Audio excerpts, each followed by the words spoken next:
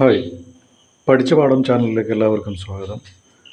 അപ്പോൾ ഇന്ന് നിങ്ങളോട് പറയാൻ ഉദ്ദേശിക്കുന്നത് നമ്മളുടെ ആ, റോജ, മണിരത്നം സംവിധാനം ചെയ്ത റോജ എന്ന സിനിമയിലെ പാട്ടുകൾ ചിട്ടപ്പെടുത്തിയത് AR റഹ്മാനാണല്ലോ.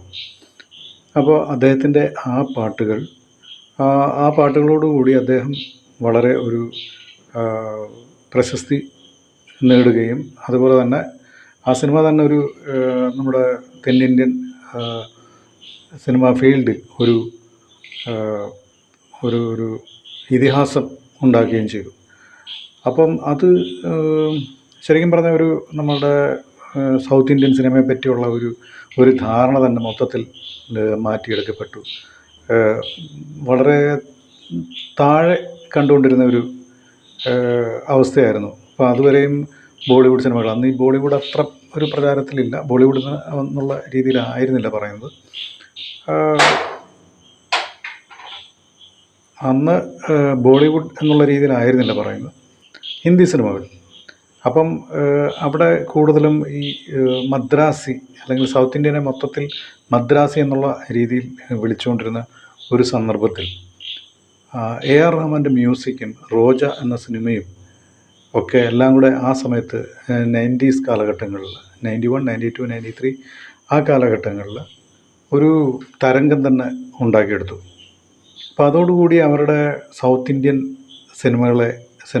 സിനിമകളോടുള്ള കാഴ്ചപ്പാടുകൾ തന്നെ മാറി.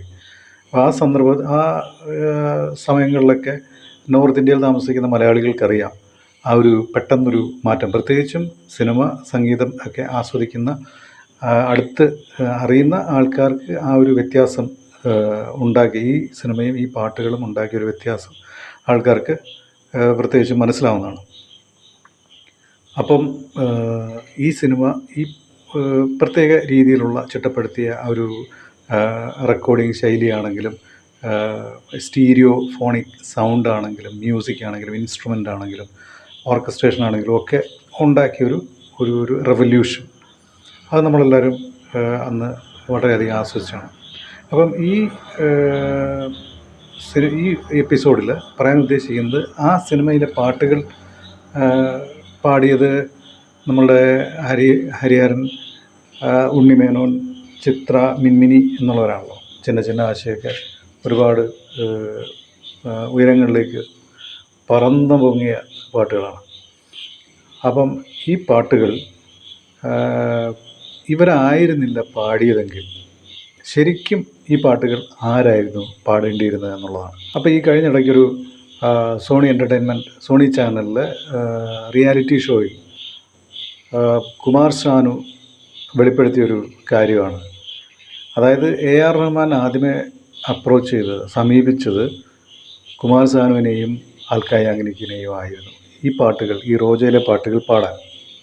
പക്ഷേ അന്ന് അവർക്ക് മദ്രാസിലേക്ക് വരാൻ, ചെന്നൈയിലേക്ക് വരാൻ, അന്നും മദ്രാസ് തന്നെയാണ് പറയുന്നത്, അവിടേക്ക് വരാനുള്ള ഒരു അസൗകര്യം കാരണം, അന്ന് അവർ കത്തി നിൽക്കുന്ന സമയം,